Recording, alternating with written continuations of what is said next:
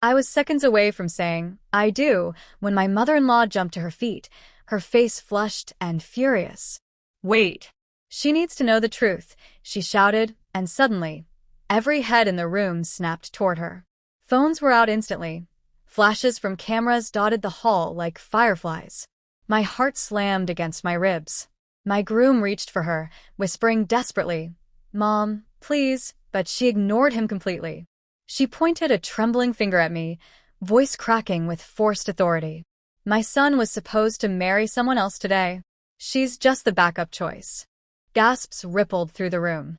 I felt my knees weaken. My own family stared in disbelief, faces pale, mouths slightly open. Whispers rose into a low roar as my stomach twisted into knots. The man I loved ran toward me, hands out, pleading. I could barely breathe. The wedding hall suddenly felt like a cage, the walls closing in with every second. The doors behind her swung open, and light flooded the aisle. A young woman in a pastel wedding dress walked slowly toward us, calm and composed. Every guest's eyes fixed on her. Whispers swelled. My groom's lips parted, trying to explain, but the words wouldn't come fast enough. Everyone assumed the worst. My stomach sank. I was frozen, waiting for a revelation that would break me. Then he finally said it quietly, almost like a confession. "She's my cousin." I'm Emily. I've never felt so humiliated. Not in school, not at work, not anywhere in my life. I was supposed to be the bride, glowing, holding the man I love, walking toward a lifetime of happiness. Instead, I was standing in a public arena, my name twisted into lies, my worth questioned by hundreds of strangers, friends, and family alike. The world tilted on its axis, and I realized something in that moment. This was never just about a wedding. It was about power, control, and how far one person would go to humiliate someone they deemed weaker. The cousin stopped in front of the altar, expression calm, almost serene. "My Aunt Linda told me to do this," she said softly, yet everyone in the hall heard it. A ripple of shock ran through the guests. My mother-in-law's face went pale, the fury that had fueled her steps now flickering with uncertainty. Cameras clicked frantically, capturing every second of the unraveling drama. People looked from me to the cousin to my MIL, confused, shocked, and waiting for the next move. I drew a deep, shaky breath, trying to steady my hands. "You used me as a pawn," I said, my voice trembling but strong enough for everyone to hear. "You staged this entire scene to humiliate me publicly." Another wave of gasps rolled across the hall. My groom came to my side, holding my hand tightly. "Mom," he said firmly, "you lied to everyone. This was never my plan. This was your manipulation." For the first time, I saw a flicker of fear in her eyes, the carefully constructed armor cracking. The guests leaned forward instinctively, caught in the suspense. Half of the cameras were pointed at me, half at the cousin, and the rest at my MIL, whose confidence was crumbling in real time. I felt a sudden surge of adrenaline, not fear, but clarity. This was my moment. I had to reclaim it. The cousin took a small step forward, tilting her head slightly, eyes meeting my MILs with subtle defiance. "Aunt Linda, you told me to do this, not him," she said, quiet but lethal in its impact. A collective murmur went through the crowd, like electricity in the air. My mother-in-law's mouth opened, closed, then opened again, words failing her. The perfectly rehearsed fury, the grandiose humiliation plan, it all fell apart in a single sentence. My groom squeezed my hand. "See," he whispered, "this was never about her marrying me. It was about control, inheritance, and humiliation. That's the truth." I took a step closer to him, letting the shock in the room settle over me. The guests were frozen, cameras flashing, whispers turning into incredulous laughter and murmured accusations toward MIL. My family looked at me differently now, not with doubt, but with a sense of awe, like they were seeing me claim my dignity in real time. I could feel my chest rising with calm authority, a strange but welcome strength.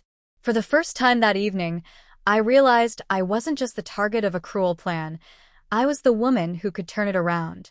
Emil's face was ashen. She opened her mouth again, ready to accuse, to fight, but the cousin interrupted her, firm and calm. This ends now, Aunt Linda. You can't manipulate everyone in this room anymore. Not me. Not them. Not her. The words landed like a hammer, echoing through the hall. The crowd shifted, eyes narrowing on her, not me. People began whispering, some nodding in agreement, others shaking their heads in disbelief at her audacity and the sheer failure of her scheme. I looked around at the audience, at the hundreds of people witnessing this spectacle, and I felt a quiet satisfaction. Not vengeance, no, not yet, but clarity. The veil of deceit had been lifted, and the truth, once hidden, now shone brightly in the most public way possible. I glanced at my groom, feeling the warmth of his hand, the silent promise of partnership and support. Together, we were no longer pawns in her cruel game. We were the ones writing the next scene. The room was thick with tension, so dense it felt like the walls themselves were holding their breath. My mother-in-law's eyes darted between me, my groom, and the cousin, each glance more desperate than the last. She had meticulously planned this moment, rehearsed it in her head countless times, and now, her masterpiece was crumbling in slow motion. I could see it in the tiny twitch of her lips, the way her fingers clenched into fists at her sides. She had expected chaos, embarrassment directed at me, but instead, the chaos was turning on her. The cousin moved gracefully to stand beside my groom, her calmness like a spotlight exposing Emile's manipulation.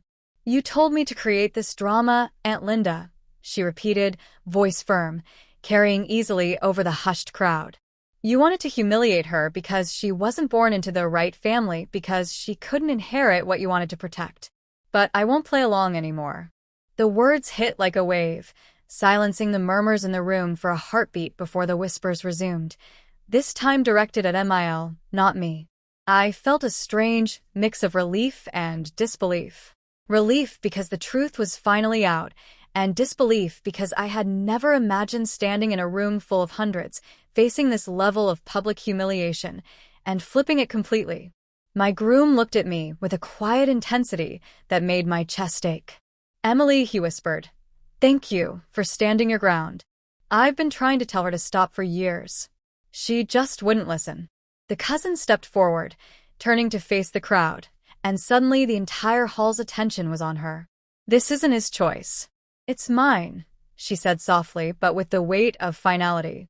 I agreed to this charade only because Aunt Linda forced me. The inheritance, the family politics, it's all her obsession, not his. He's never wanted this. Never wanted me. Never wanted to play her games. The crowd gasped again, but this time in recognition of the betrayal, not of me, but of how twisted her mother-in-law's manipulations had become. I felt my hands unclench, my body relaxing slightly, as the tension in my chest eased. For the first time that evening, I allowed myself to step forward, fully present, fully aware of the power in this moment. So, it wasn't about me, I said, loud enough for everyone to hear. It was about control, inheritance, and her own twisted sense of pride. And yet, she tried to make me the villain in her story. A few people nodded subtly, murmuring among themselves, seeing the truth as clearly as I did. Emile opened her mouth, a shaky attempt at retort, but my groom stepped in before she could speak. Mom, it ends here. No more manipulation. No more humiliation. You can't force people to follow your rules anymore. His voice had authority, calm and commanding. The room seemed to shift slightly, as though every guest collectively leaned into his words. They weren't just hearing him, they were feeling him. And in that instant, Emile's aura of dominance started to crumble completely. The cousin walked toward the altar, then turned back to face Emile. This is your last chance, Aunt Linda. Admit it, this was your plan, not his. Admit it to everyone. The pause that followed was almost cinematic in its perfection. Emile's breathing became shallow. The crowd waited with bated breath. Then she opened her mouth to speak, only for the words to catch in her throat. I took a deep breath, feeling the adrenaline still coursing through me. I had to own this moment fully. I don't know how you could think this would work, I said, eyes locked on Emile's. Humiliating someone publicly doesn't make you powerful, it makes you small. And now everyone here knows it. My voice rang out clearly, steady despite the tremor I felt inside. The crowd shifted again, whispering, nodding, the momentum swinging entirely in our favor. My groom gently squeezed my hand, grounding me. "This is why I never agreed to any of her schemes," he said, voice low but carrying the weight of sincerity. "I wanted a marriage built on love, not manipulation. Emily, you've shown more strength tonight than she ever could." My chest swelled with a mix of relief and pride, realizing that standing tall, refusing to be humiliated, had turned the tables completely. Emile's face twisted, a mixture of rage and disbelief. She had underestimated us, underestimated the truth, underestimated how a single calm sentence from the cousin could unravel all her plans. She opened her mouth again, but I didn't give her a chance.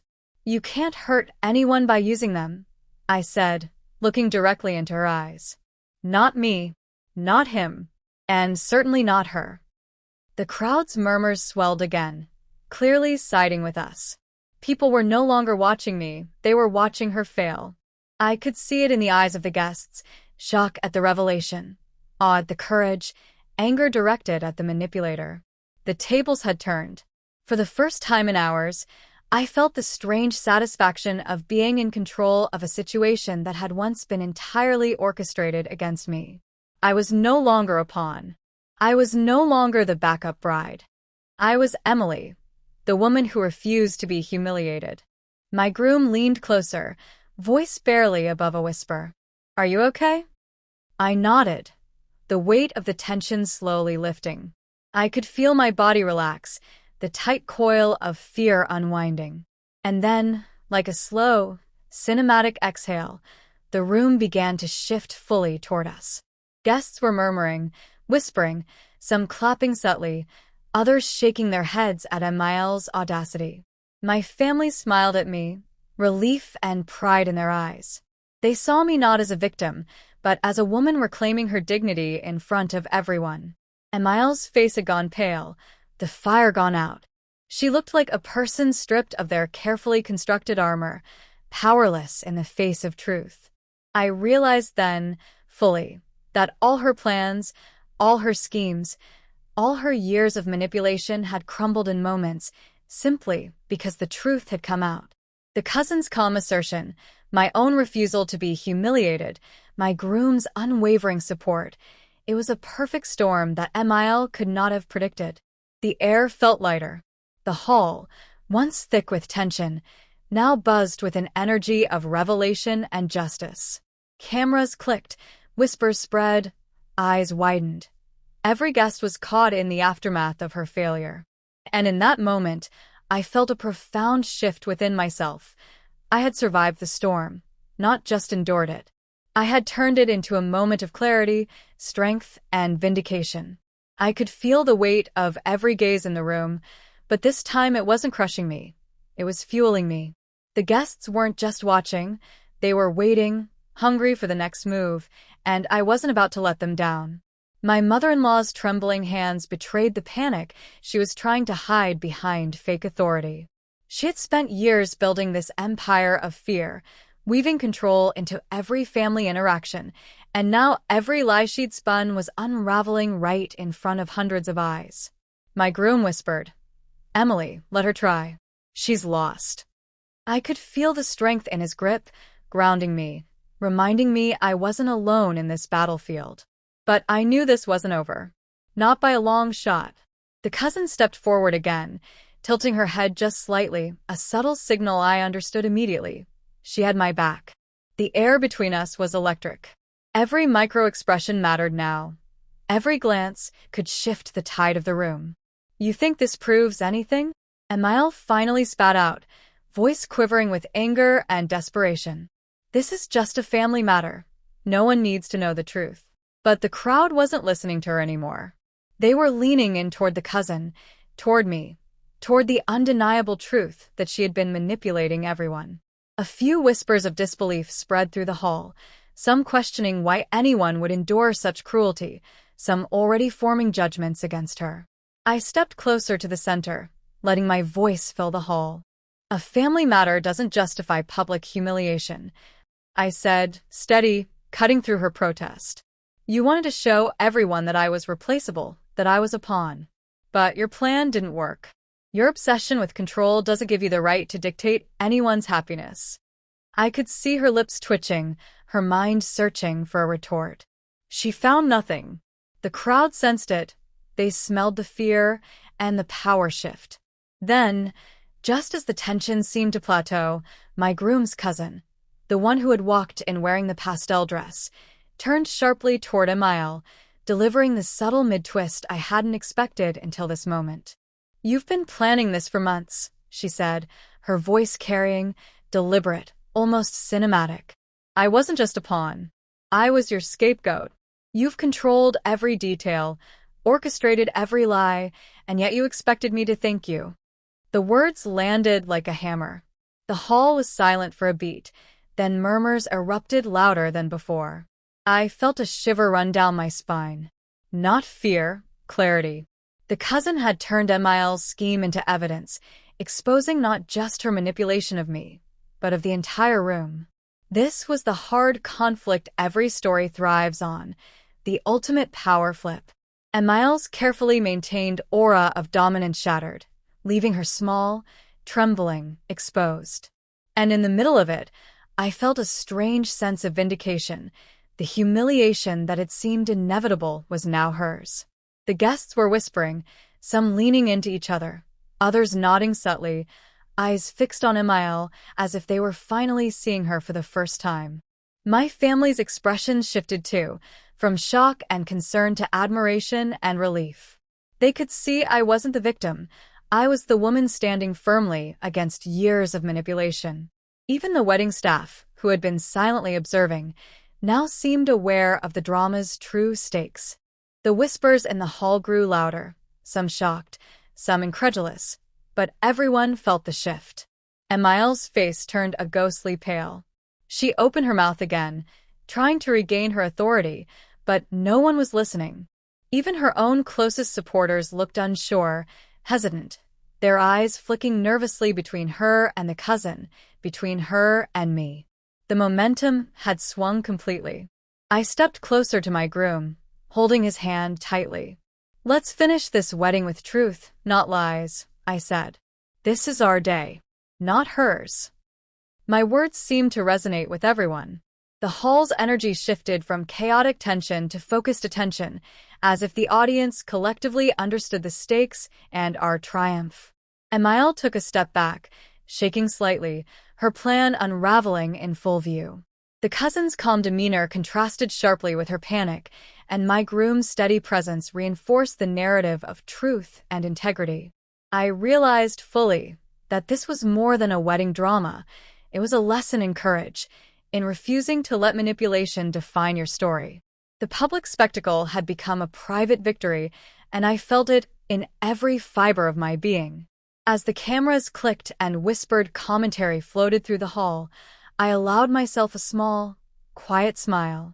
The micro-tension had peaked, the hard conflict had landed, and the mid-twist had flipped the entire room. And in that moment I knew, this wasn't just about a wedding. It was about reclaiming dignity, exposing lies, and standing firm when someone tried to erase you. The hall felt electric, charged with whispers, murmurs, and flashing cameras. Every guest was leaning in, eyes wide, waiting for what would happen next. My mother-in-law stood frozen, her carefully rehearsed fury replaced by visible panic. I could almost see the cogs in her mind spinning, desperately trying to recalculate, to regain control she had lost so completely. But the truth was out, and there was no turning back. My groom held my hand tighter, his eyes scanning the crowd, gauging reactions. "They're on our side now," he whispered. I nodded, but my heart was still pounding, not from fear, but from adrenaline. This was no longer just a wedding, it was a battlefield of perception, and we were winning. The cousin stood beside him, calm and composed, her presence like a shield between us and Emile's chaos. Emile's lips trembled as she tried to speak, but the words faltered. You don't understand," she stammered. The room was silent for a beat, the tension so thick it was almost tangible. Then, from somewhere in the back, a guest muttered, "She's losing it." Another whispered, "I can't believe she tried this." The murmurs grew louder, spreading like wildfire. The hall wasn't just watching anymore, it was judging. I felt a surge of confidence. This was the moment to seize control completely.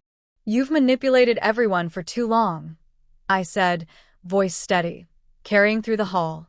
"You thought humiliation could give you power. It doesn't.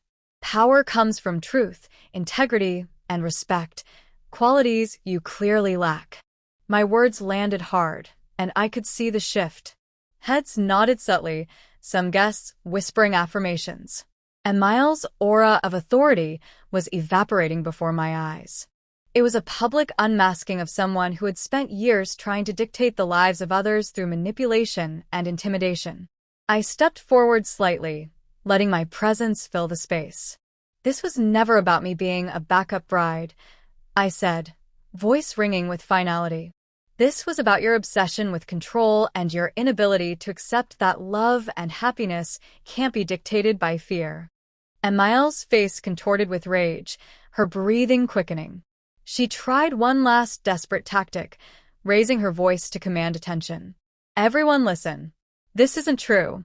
I only wanted," but no one was listening. The crowd had shifted, fully aligned with the truth. Their murmurs and reactions made it clear that the manipulator was now exposed, and the manipulated had reclaimed their narrative. I felt my groom squeeze my hand again, grounding me. "Stay calm," he whispered. "Let them see her for who she really is." I nodded, heart still racing but focused, knowing he was right.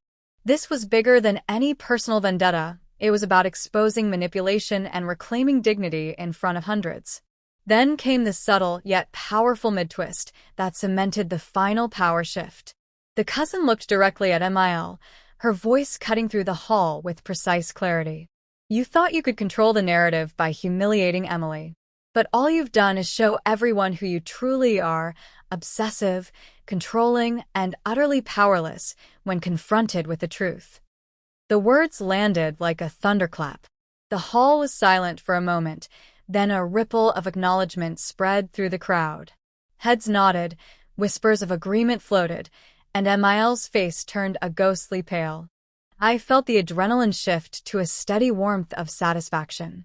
The chaos of the wedding, the fear, the trembling hearts, and the cameras capturing every second, it was all turning in our favor. I wasn't just standing there. I was reclaiming my life, my wedding, my dignity. The tables had turned completely, and I could feel it in every reaction around me. Emile's last attempt to salvage control failed spectacularly. Her voice, now nearly a whisper, held none of its previous authority. "You don't understand," she started, but the cousin interrupted smoothly, unwavering. "No, we understand perfectly. And now everyone else does too." The room erupted into whispers, some sympathetic nods toward me, some murmurs of disbelief at Emile's audacity. I realized in that moment that public humiliation could be reversed. Not with anger, not with yelling, but with truth, calmness, and courage.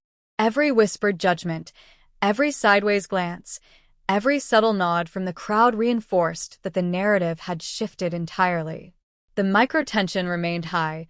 People were still watching, waiting, absorbing, but the hard conflict had landed. Emile's manipulation had been exposed, and the power was firmly in our hands.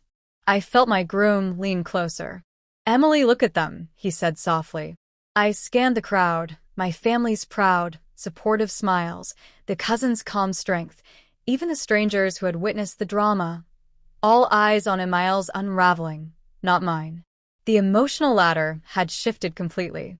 We weren't victims. We were the victors. For the first time that evening, I allowed myself a deep, cleansing breath. The chaos, the panic, the humiliation, it had all served a purpose. Not for Emile, not for her schemes, but for the clarity, the revelation, and the reclaiming of our story. And in that charged, cinematic moment, I knew one thing clearly. Truth, Courage and dignity were far more powerful than manipulation, fear, or lies.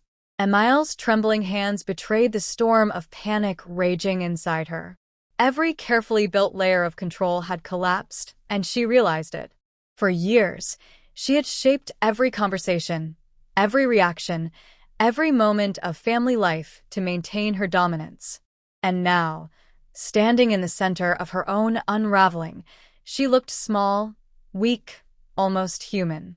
But her eyes still burned with fury, a desperate fire that wouldn't go out. I felt my groom's hand tighten around mine, grounding me as the crowd's murmurs intensified. Their whispers were no longer about shock. They were curiosity, anticipation, judgment. Emile's silence, her inability to regain control, was speaking louder than any words could. I glanced at the cousin, who met my eyes with a subtle nod. Together, we formed a united front, calm, composed, unwavering. "You think this proves anything?" Emile finally hissed, voice cracking under the weight of failure. "This is all overblown. You don't understand family loyalty." The words were desperate, pleading, but no one was buying them. Guests were leaning in toward us, toward the truth, not toward her feeble defense. Even her closest allies were now uncertain, glancing nervously at her, as if questioning the foundation of their loyalty. I took a deliberate step forward. Family loyalty doesn't include humiliation. It doesn't include manipulation. And it certainly doesn't include using people as pawns for your own satisfaction, I said, voice ringing through the hall. The tension in the room ratcheted higher. Emile's face twisted, her eyes flickering with panic. She realized she was no longer in control, that every lie she had ever told could be traced back to her manipulation. The cousin added, her voice sharp, deliberate. "Emily didn't deserve any of this. He didn't deserve your schemes. And I certainly didn't deserve to be your pawn. This ends tonight, Aunt Linda. You can try to regain control all you want, but the truth is stronger than your lies." The words landed like blows, the silence after them deafening. Cameras clicked, recording every moment, every flicker of fear on Emile's face. The audience, both in the hall and likely online, was captivated, holding their collective breath. I could feel the micro-tension building, the anticipation crackling in the air. Emile tried another tactic, pleading directly with the crowd. "You don't understand. This is for the family, for the inheritance." But the murmurs only grew louder, sympathetic to me and critical of her. It was as if the room itself was judging her. My groom leaned closer, voice low but firm. "She's lost. We don't need to argue. The truth is here, for everyone to see." Emile's panic became almost tangible. Her carefully orchestrated narrative had completely failed. She lunged for control one last time, pointing at me and my groom, voice rising in desperation. "You think this proves anything? This wedding isn't about truth. It's about appearances. He's mine to guide, to protect." Her words, meant to dominate, fell flat. The crowd's energy had shifted entirely. No one was listening anymore. She was shouting into a vacuum of disbelief. I stepped closer, my heart racing, my voice steady. Protect him? By manipulating his life? By trying to humiliate the woman he loves in front of hundreds? That's not protection, it's obsession. And it ends now. Every syllable struck hard, resonating in the room. Guests leaned in, some nodding, some whispering quietly, others staring in silent judgment. Emile's power was gone. It had evaporated into thin air. The cousin moved slightly, subtly encircling Emile's vulnerable position. "You've made your choice," she said, her tone calm but lethal. "You chose manipulation over honesty, control over love.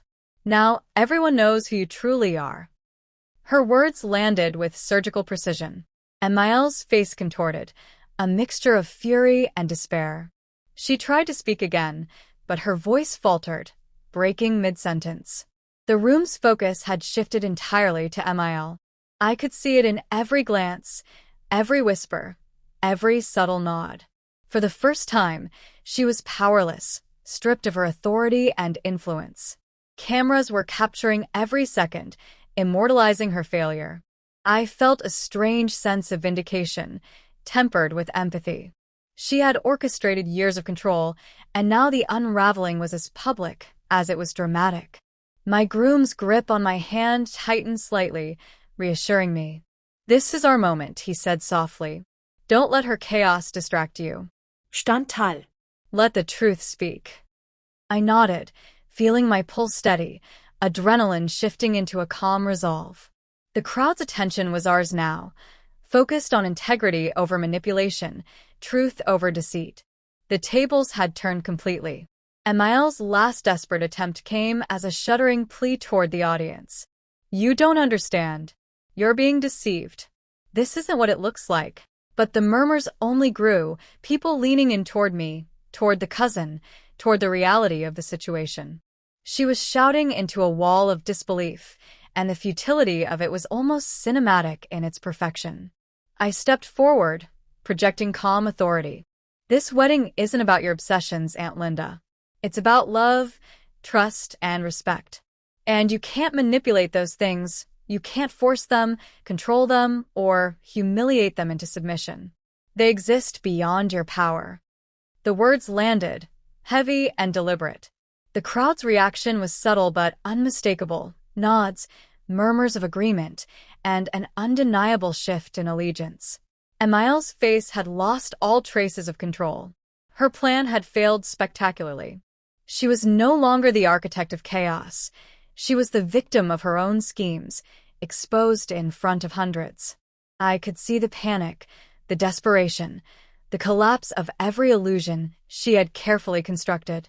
The microtension was still high, the audience was captivated, but the hard conflict had landed. The power shift was complete. I felt a quiet strength settle over me. This wasn't just a personal victory.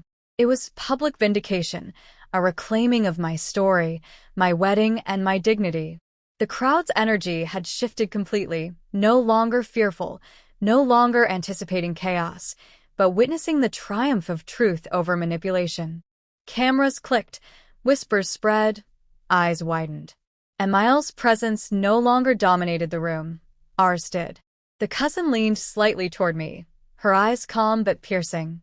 "Emily," she said softly, "you've handled this with grace, courage, and strength. Not everyone could do what you just did." I nodded, swallowing the lump in my throat, feeling the validation, the relief, and the empowerment all at once. My groom squeezed my hand again, grounding me in the certainty of this victory. Emile's attempts to salvage anything were over. Her face, pale and trembling, revealed everything the words could not. The crowd had seen the truth, the power dynamics had shifted, and the story had been reclaimed. This wasn't just a wedding anymore. It was a public unmasking, a lesson in courage, dignity, and resilience. The hall had quieted, but the tension hung thick in the air, heavier than before. Emile stood frozen, her face a mask of disbelief and fury, trembling as the full weight of her failure settled in. Every guest in the room was aware of the shift. The narrative had flipped completely. I could feel their eyes on us, not her. Their attention no longer caught in suspense but firmly aligned with truth and integrity. My groom's grip on my hand was reassuring, grounding me as adrenaline still pulsed through my veins. "They see the truth now," he whispered softly, leaning close so only I could hear. I nodded, feeling a strange calm amidst the chaos. The cousin, still standing beside him, exuded quiet confidence, her presence an unspoken shield. Together, we had dismantled the carefully orchestrated humiliation that Emile had intended for me. Emile's hands trembled visibly, and she took a hesitant step backward. You don't understand," she tried again, voice cracking under the weight of her unraveling. "This is about family, about protection." But the murmurs in the hall grew louder, and I realized they were no longer mere whispers. They were judgments, reactions, small confirmations of our victory. The crowd had shifted entirely. The balance of power had changed, and it was tangible. I took a deliberate step forward, letting my voice carry clearly. Family protection doesn't involve manipulation. It doesn't involve orchestrating public humiliation for your own selfish gain. Protection is respect. Protection is honesty. Protection doesn't leave a trail of fear, lies, and shame. Every word landed deliberately, each syllable punctuating the collapse of Emil's power. I could see the subtle nods, the widening eyes, the murmurs spreading. She was losing the room entirely. Then the cousin stepped slightly closer to Emil, her voice calm but cutting like a blade. "You thought you could control everyone through fear and deception," she said, eyes locking onto Emil's. "But truth is stronger. Integrity is stronger. And we're no longer your puppets." A hush fell over the crowd, the tension so thick it was almost a physical presence. Cameras clicked relentlessly, capturing every second of Emil's panic and exposure. I could feel my pulse steadying, adrenaline shifting to controlled strength. This was more than victory. It was a public unmasking, a reclaiming of my dignity and narrative. My groom's eyes met mine, filled with a mix of pride and awe. "Emily, you've handled this with grace," he whispered. "No one could have orchestrated it better than you did by simply standing tall." 16. Emil's face twisted, a mix of rage, desperation, and disbelief. She tried one last desperate tactic, raising her voice to command attention. "You don't know. You don't understand the family dynamics. This isn't about manipulation. It's about tradition." Her words faltered, incomplete, powerless. The crowd leaned in, attentive, but no one was swayed. Her authority had evaporated. Every whisper, every murmur in the hall reflected the truth we had revealed, and it was undeniable. I allowed myself a slow, steady breath, feeling the energy of the room around me. The guests weren't just witnesses. They were participants in the exposure, in the unraveling of Emil's carefully controlled story. Every camera, every glance, every whisper reinforced the collapse of her narrative. This wasn't just a personal victory, it was public. And it was irrevocable. The cousin leaned slightly toward me, subtle but deliberate. "Emily," she said softly, audible enough for Emil to hear, "your strength has changed the room. The truth speaks louder than any manipulation, and everyone here can see it." I nodded, feeling a profound sense of vindication. My groom squeezed my hand again, grounding me in this moment of clarity and empowerment. Emil tried to recover, her voice trembling. "This isn't fair. You don't know what I've sacrificed." The crowd reacted instinctively, some shaking their heads, others whispering incredulously. Her attempts to garner sympathy or regain power were failing spectacularly. The hall's energy had shifted entirely. She was no longer the center of attention. The audience had realigned, and we were at the center of their focus. I stepped slightly forward, my voice calm but resolute. Fairness isn't about control. It isn't about manipulation. It's about honesty, respect. It's about honesty, respect, and integrity. You've shown none of these qualities tonight. And that's why everyone can see the truth. The subtle nods and murmurs of agreement rippled through the hall. Emil's panic intensified. Her panic was now visible to everyone, making her loss undeniable. The cousin's calm, precise voice punctuated the room again. Emily didn't deserve humiliation. He didn't deserve manipulation. And I didn't deserve to be forced into your schemes. Your obsession with control has been exposed for everyone to see. This ends now, Aunt Linda. The silence that followed was deafening. Every eye was on Emil, every camera focused on her unraveling. The room's collective attention confirmed our victory, the microtension at its peak, the hard conflict landing fully. I felt a quiet strength settle over me. This was not just about a wedding or personal vindication, it was about reclaiming narrative, exposing manipulation, and standing tall under pressure. The crowd's energy had shifted completely, their whispers and reactions a reflection of our triumph. Cameras clicked, capturing every second, immortalizing the exposure. and Miles' attempts at control were entirely powerless now. My groom leaned closer, voice low but steady. "Emily, this is our moment. Let's own it." I nodded, feeling the calm resolve wash over me. This was more than a confrontation. It was a reclaiming of life, dignity, and truth. Every word, every gesture, every glance contributed to the unmasking of manipulation and the reaffirmation of integrity. And Miles' final desperate gesture came as a trembling step forward, voice raised in panic. "You don't understand. You're being deceived." But the murmurs, the energy of the hall, the clear alignment of the crowd with truth, they all overwhelmed her. She was shouting into a vacuum of disbelief, and it was almost cinematic in its perfection. I allowed myself a quiet, small smile. The microtension remained high, but the hard conflict had landed. The power shift was complete. And Miles' manipulation had been dismantled, her public humiliation exposed, and the narrative fully reclaimed. The crowd's energy, the cameras, the whispers, the subtle nods, all confirmed that the truth had won. For the first time that evening, I allowed myself a deep, cleansing breath. The chaos, the humiliation, and the fear had all served a purpose, not for her, but for clarity, empowerment, and public vindication. This wedding was no longer about manipulation. It was about courage, truth, and dignity. And I had claimed it fully. The hall was heavy with a charged silence, but this time it felt different. It wasn't suffocating, it was expectant, like the room itself was waiting to witness the next chapter. And Miles stood frozen, her face pale, her carefully constructed persona of authority completely shattered. She had no more weapons, no more words, no more allies.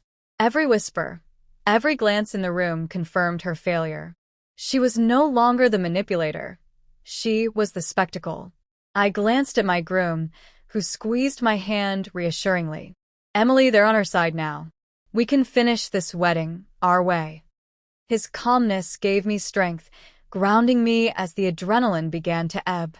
The cousin remained beside him, a silent sentinel of truth and support. Together, we formed a front that Emile could no longer penetrate. Guests were whispering, some still wide-eyed with shock, others nodding subtly as they realized the depth of Emile's manipulation. Her attempt to control the room had failed spectacularly, and now everyone was witnessing the fallout. I could see my family smiling at me, relief and pride etched into their faces. They were no longer worried or embarrassed. They were admiring my courage. Emile tried to speak again, a trembling, desperate effort. "You don't know what I've sacrificed. You don't understand tradition, family." But her voice faltered, the words meaningless in the face of the truth that had been exposed. Cameras clicked relentlessly, capturing every second of her unraveling. The guests leaned in toward us, toward the truth, not toward her. Every syllable she spoke fell flat. I took a deep breath, feeling the weight of the moment. "Emily," my groom whispered softly, "let's reclaim this day." I nodded. It wasn't just about finishing the wedding. It was about doing so with dignity, love, and truth intact. The crowd's energy was shifting, ready to witness the real story unfold, no longer under the shadow of manipulation. The cousin stepped forward, her calm voice cutting through the tension. "Aunt Linda," she said, looking directly at Emile, "everyone here knows what you did. The truth has been revealed. There is nothing more to hide." Emile's face twitched with panic, her final defenses crumbling. She opened her mouth to respond, but no one was listening. The room's attention had shifted completely. I felt the surge of control, of empowerment, coursing through me. The whispers and murmurs of agreement from the crowd were a validation I had never anticipated, but desperately needed. Emile's attempts to regain power were utterly futile. Her face reflected everything the words couldn't: fear, defeat, and the undeniable collapse of her authority. My groom held my gaze. "This is our moment," he said, voice low but steady. I could feel the strength of his presence anchoring me, a reminder that we were no longer victims of manipulation. Together, we could continue this wedding, our story intact, despite everything Emile had tried. Emile's last desperate gesture was a shaky step forward, voice raised in panic. "You're being deceived. This isn't what it looks like." But the crowd's whispers had turned into murmurs of acknowledgement for the truth. They were no longer caught in suspense. They were witnessing justice in action. Emile's voice became meaningless against the collective validation of truth and courage. I took another step forward, my voice calm but resolute. "This wedding isn't about your obsession with control. It's about love, respect, and honesty. You can't manipulate these things. You can't humiliate someone into submission. And you certainly can't rewrite the truth." The subtle nods, quiet murmurs, and wide-eyed acknowledgement from the guests confirmed that the narrative had shifted entirely. The cousin leaned slightly toward Emile, her tone deliberate and cutting. "Emily didn't deserve humiliation. He didn't deserve manipulation. And I didn't deserve to be part of your scheme. Your obsession with control is over, publicly exposed and undeniable." The silence that followed was deafening. Emile's collapse was complete, and the guests' reactions made it undeniable. She had lost. I felt the microtension peak one last time. Every eye in the room was on Emile, but now, instead of fear or anticipation, it was judgment, acknowledgement, and quiet satisfaction that truth had prevailed. My groom squeezed my hand, reassuring me as the final remnants of her power dissolved. Cameras clicked, whispers spread, and the collective energy of the room confirmed what I already knew. The wedding was ours again. Emile's shoulders slumped, her face pale, a picture of total defeat. She could no longer command attention, control perception, or manipulate reality. The room had witnessed her unraveling, and there was no way to recover. I realized in that moment that the public humiliation she had tried to inflict had been reversed spectacularly. I wasn't the victim anymore, she was. I felt a profound sense of relief and empowerment. The chaos, the panic, the fear, it had all served a purpose. Not for her, but for clarity, vindication, and reclaiming our story. The crowd's energy, the cameras, the whispers, and the nods, they all confirmed that the power had shifted completely. Emile's manipulation was over. I glanced around the hall, seeing smiles from my family, subtle nods from guests who had initially been unsure, and the calm strength of the cousin standing beside us. My groom leaned closer, whispering, "It's over. The truth is clear. This day is ours." I nodded, feeling every word resonate in my chest. The wedding could finally proceed, and the narrative had been reclaimed fully. Emile tried one last time, voice barely audible. "You don't understand, but it was too late." The hall's collective acknowledgement, the exposure of her schemes, the alignment of truth and courage, it had all spoken louder than any words she could muster. Her power was gone, her control broken, and her public humiliation. I allowed myself a quiet, small smile. This wasn't just about surviving humiliation. It was about reclaiming dignity, love, and integrity. The room's energy had shifted completely. The audience was now fully aligned with truth, and Emile's presence no longer dominated the space. Cameras clicked, whispers spread, and the subtle nods of approval confirmed our victory. My groom leaned closer, voice soft and steady. "Emily, let's finish this wedding." I nodded, feeling the calm power of truth, integrity, and courage surrounding us. Emile's manipulation was completely dismantled. The crowd's energy, the whispers, the judgment, it all confirmed one thing. The wedding was ours, and our story had been reclaimed in the most public, dramatic, and cinematic way possible. The room slowly began to breathe again, like a storm had finally passed, but the air was still charged with electricity. People shifted in their seats, some wiping tears, others whispering in disbelief. The chaos that had once threatened to swallow me had transformed into something else entirely. Clarity. Ownership. Control. My mother-in-law stood off to the side now, smaller than she had ever looked, her presence no longer commanding fear, only quiet discomfort. My groom squeezed my hand and stepped slightly forward, turning toward the officiant. That simple movement said everything. We weren't asking for permission anymore. We were reclaiming what had nearly been stolen from us. The officiant hesitated for just a second, glancing around the room, then nodded slowly, understanding the gravity of what everyone had witnessed. The cousin quietly stepped back, removing herself from the center, her role complete. She didn't need applause or acknowledgement. Her truth had already done its damage in the most precise way possible. I caught her eye and gave a small nod of gratitude. She returned it, calm, steady, unshaken. As the officiant spoke again, his voice softer this time, the room listened differently. Every word about love, partnership, and commitment landed heavier, richer, because everyone had just watched the opposite of those things unravel in real time. I could feel my heartbeat slow as the ceremony resumed, but my awareness sharpened. I wasn't floating through this moment anymore. I was fully present. Then I felt it, eyes on me again. Not judging, not questioning, watching with respect, with recognition. Some guests leaned forward, others smiled gently, and a few even nodded as if silently saying, "You earned this moment." My family's faces were glowing with pride. No embarrassment. No doubt. Just support. My mother-in-law remained silent. No interruptions. No sudden outbursts. She avoided eye contact, her shoulders tense, her jaw tight. The power she once wielded so effortlessly was gone. And for the first time, I didn't feel anger toward her. I felt distant. Emotional separation. The kind that comes when someone loses the ability to hurt you. When it was time for vows, my groom turned fully toward me. His eyes were steady, sincere, and filled with something deeper than love, respect.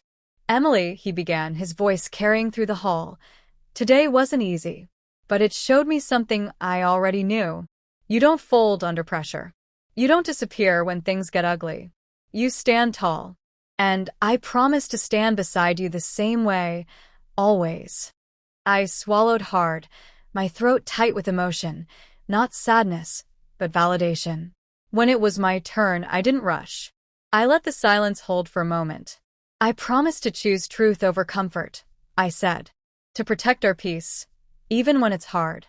And to never let anyone, family or otherwise, rewrite our worth." The room was completely silent, every word landing exactly where it needed to. Then came the words everyone had been waiting for. "You may kiss the bride." The applause wasn't wild. It was deep, earned, meaningful, the kind that comes after something heavy has been lifted. I could feel the release ripple through the room. People stood. Some clapped softly. Some wiped their eyes. This wasn't just a wedding anymore. It was a moment of reckoning, and everyone knew it. As we walked back down the aisle together, my hand in his, I noticed something quietly powerful. No one looked at my mother-in-law anymore. The attention had fully shifted.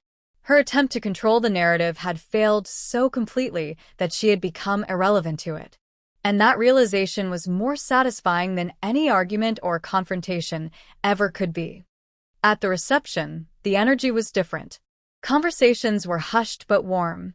People approached me gently, offering kind words, admiration, and quiet encouragement. Not one person asked about the backup bride. Not one person questioned my place. The story had already been rewritten by truth. My groom leaned close and whispered, "You changed everything today." I shook my head slightly. "No," I said softly. "The truth did." Across the room, I caught sight of my mother-in-law sitting alone. No dramatic exit. No confrontation. Just isolation. And I realized something important at that moment. People who rely on manipulation lose everything when it stops working. Power built on fear can't survive exposure. As the evening went on, laughter slowly returned. Music played. Glasses clinked. Life resumed. But something fundamental had shifted beneath the surface. Boundaries had been drawn. Lines had been crossed and then corrected. I stood there, watching the room, feeling a quiet certainty settle into my bones. I hadn't just survived public humiliation. I had outgrown it. I had stepped into a version of myself that no longer needed approval to feel worthy. That day didn't just mark the beginning of a marriage. It marked the end of someone else's control over my story. And as I looked around that room, filled with witnesses who had seen truth win over manipulation, I knew one thing for sure. Some moments don't break you. They reveal you. The celebration slowly thinned out as the night wore on. Laughter softened, music lowered, and the kind of quiet that comes after emotional exhaustion settled over the venue. That was when the real weight of the day finally hit me, not in front of the crowd, not under the lights, but in the private moments when no one was watching anymore. Back in the quiet bridal room, I sat down and finally let out a breath I felt like I'd been holding for years. My hands were steady now, but my chest still felt tight. Not from fear, from release. My groom knelt in front of me, taking both my hands gently. "Are you really okay?" he asked, not as a formality, but as someone who knew this day had cut deeper than it showed. "I am now," I said honestly. But I don't think I realized how much power she had over our lives until today. Saying it out loud felt strange, like naming something that had always existed in the shadows. Control doesn't always announce itself loudly. Sometimes it whispers, disguises itself as concern, tradition, or what's best for you. He nodded slowly. "She's been doing this my entire life. I just never thought she'd go that far." There was guilt in his voice, but also relief. Relief that it was finally exposed. Relief that we didn't have to pretend anymore. Later that night, the cousin came in quietly, closing the door behind her. "I needed to say this privately," she said, her voice softer now, stripped of the calm armor she'd worn all day. "I'm sorry I agreed to any part of this. I let fear convince me that obedience was easier than truth." I looked at her and realized something important. You stopped it, I said. "That matters." Her eyes filled with tears, not of shame, but of release. I didn't realize how trapped I was until I said her name out loud in front of everyone. That's when it hit me. Manipulation survives in silence. The moment it's named, it starts to die. Later, when most of the guests had left, I finally saw my mother-in-law again, not as a villain commanding a room, but as a woman sitting alone, stiff and hollow. She didn't approach me. She didn't apologize. She didn't explain. And that told me everything I needed to know. Some people don't collapse loudly. They collapse inward. My groom noticed my gaze and gently shook his head. "You don't owe her anything," he said quietly. "Not closure. Not forgiveness. No access." That sentence felt like a door closing behind me, softly, permanently. That night, lying beside him, the adrenaline finally gone, I replayed the moment she had screamed, "Back up, bride," into a microphone. The word didn't sting anymore. It sounded small now, powerless, like an insult that had expired the moment it was exposed. In the days that followed, the consequences began to ripple outward. Calls stopped. Invitations went unanswered. Family members who had once defended her suddenly went quiet. Not because they had changed, but because they had seen too much. Truth doesn't need allies. It just needs daylight. People reached out to me privately. "I wish I had your courage. I've lived with someone like that. Watching you stand there gave me strength." That's when I realized the story was never just mine. It was familiar to far too many people. My marriage began not with fantasy, but with clarity, with boundaries drawn sharply and unapologetically. We talked about everything, what behavior we would never tolerate, what silence we would never accept again, and how we would protect our peace even when it meant disappointing others. And something else happened too. I stopped shrinking. Not just around her, around everyone. When you survive public humiliation and reclaim your dignity, you stop fearing small judgments. You stop apologizing for existing. One evening, weeks later, my groom asked me, "Do you regret how it happened?" I thought about it carefully. "No," I said, because if it hadn't happened publicly, it would have kept happening privately. Some lessons demand an audience. I realized then that weddings aren't always about beginnings. Sometimes they're about endings. The end of fear. The end of silence. The end of letting someone else decide your worth.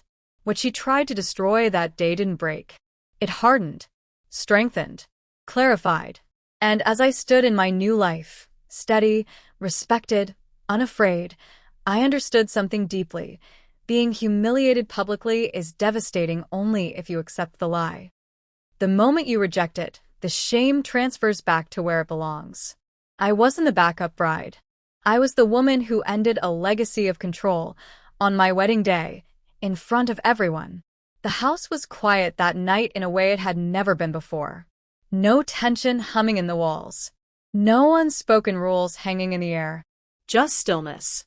The kind that lets you hear your own thoughts clearly. I stood by the window for a long time, watching the city lights blink in the distance, thinking about how one moment can expose years of silence. People think strength looks loud, like shouting back, like winning an argument. But what I learned is that real strength often shows up as calm, as refusing to panic, as standing still while someone else unravels. That day at the wedding, I didn't raise my voice. I didn't beg. I didn't collapse. I just let the truth speak. And it did something no confrontation ever could. It stripped manipulation of its disguise. My mother-in-law wanted control. She wanted obedience dressed up as tradition. She believed humiliation would force compliance. What she didn't understand was that once you're humiliated publicly and survive it, fear loses its grip forever. I wasn't protected by silence anymore. I was protected by clarity. Since that day, my life has been quieter. Not empty, peaceful. Boundaries have a way of doing that. They remove chaos, even when they cost you relationships. Especially when they cost you relationships. There are people who will only love you when you are easy to control. The moment you stop bending, they call you difficult, disrespectful, ungrateful. That's not true. That's resistance to losing power. I learned something else too. You don't have to prove your worth to people who are invested in misunderstanding you. You just have to stop explaining yourself to them. If you're listening to this and you've ever been publicly embarrassed, exposed, or labeled unfairly, especially by family, hear this clearly. Shame only sticks when you accept the lie. The moment you refuse it, the weight shifts back to the person who tried to hand it to you. Some people will never apologize. Not because they don't know they were wrong, but because admitting it would mean surrendering control. And that's okay. Closure doesn't require their participation. My wedding didn't look like the fairy tales. But it gave me something far more valuable than perfection. It gave me freedom. It showed me who would stand beside me when things got uncomfortable. And it taught me that love that survives truth is the only kind worth keeping. So if someone in your life is using guilt, tradition, or family honor to silence you, ask yourself this: are they protecting the family or protecting their power? Because the day you stop confusing the two is the day you stop being anyone's backup choice. And if this story resonated with you, if it reminded you of a moment where you had to choose between peace and approval, I want you to sit with that feeling for a second. Let it tell you what you already know. You're not too sensitive. You're not dramatic. You're not wrong for wanting respect. Sometimes the bravest thing you can do is to stand still and let the truth walk into the room on its own.